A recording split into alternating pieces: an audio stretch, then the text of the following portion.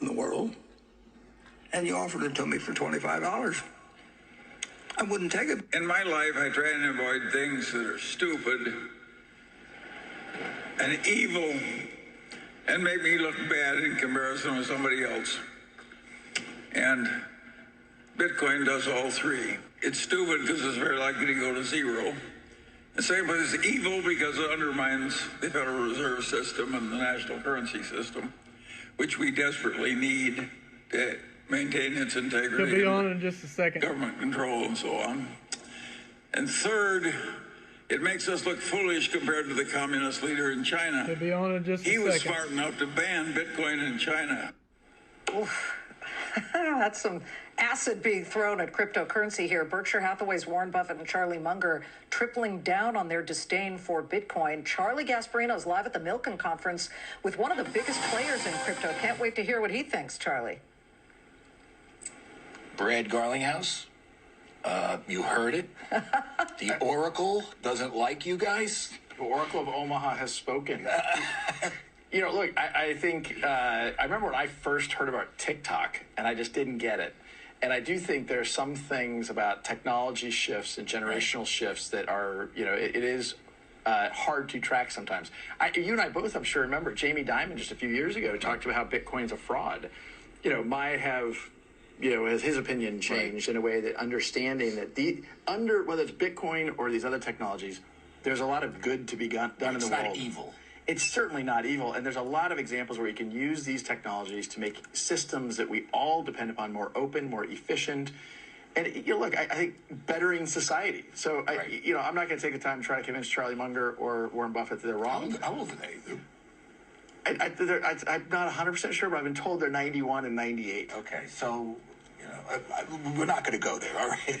But in any event, you are the CEO of Ripple, the cross-border payment. It's competing with the SWIFT system, correct? Correct. XRP is one of your, I guess, is it? Can I say it's one of your currencies? How do I do this? We talk about it as it's native to our technology stack, and it's under assault by the SEC for sure. The whole industry, in my judgment, is under assault. But I think if your case, the SEC is saying that it's a security, it's illegal essentially, pay us billions of dollars, and you chose to fight it. Your case will set the stage, set the agenda for the SEC's foray into crypto regulation and how far Gary Gensler, the chairman of the SEC, is going to go. Where's the case right now? Look, from my point of view, the case has gone quite well. You know, a lot of it has been, you know, skirmishes around discovery and these kind of things. But it's clear that the judge understands that this is an important case. It's going to be, you know, set precedent. It now, we're getting close to summary judgment filings. Everything will be before the judge now by the end of November. What that means in terms of how long the judge will take to review the case. So it could be this year. That's an optimistic view, but it's not impossible. What do you think of Mr. Gensler's approach here? He's a friend, I'm assuming, right? No, I actually have never met him. You know, he certainly, I guess the simplest way I'd characterize this, I think when you're a hammer, everything looks like a nail. When you're Gary Gensler at the SEC, everything looks like a security, which doesn't really make sense. And look, he said a lot of things that I just are talking points that don't really make sense. You know, he says justice delayed is justice denied. Yet they brought this lawsuit against Ripple, and every possible juncture they have sought to delay the case. And our view is like, look, we're trying to move as quickly as we can. We will continue to move as quickly as we can because we think it's very clear. What do you think he's going to do? On our side? What's he going to do with regulation?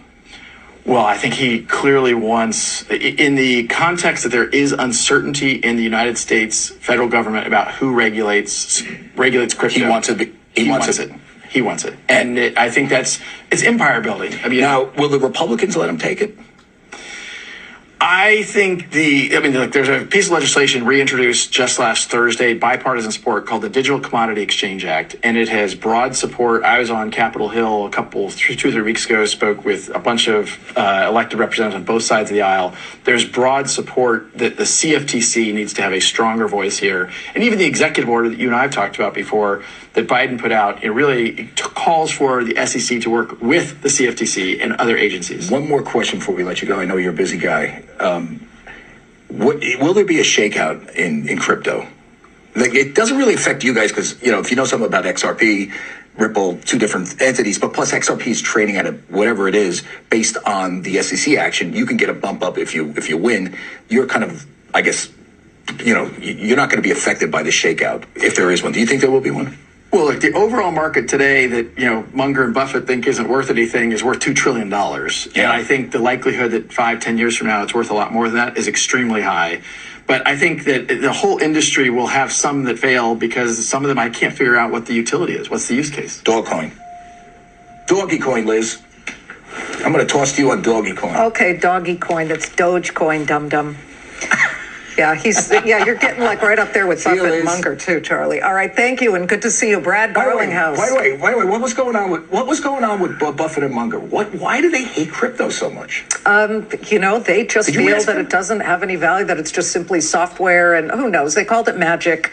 They're against it. I think Brad really talked about it in a fair way. There's going to be a day where they could buy their hearing aids with crypto.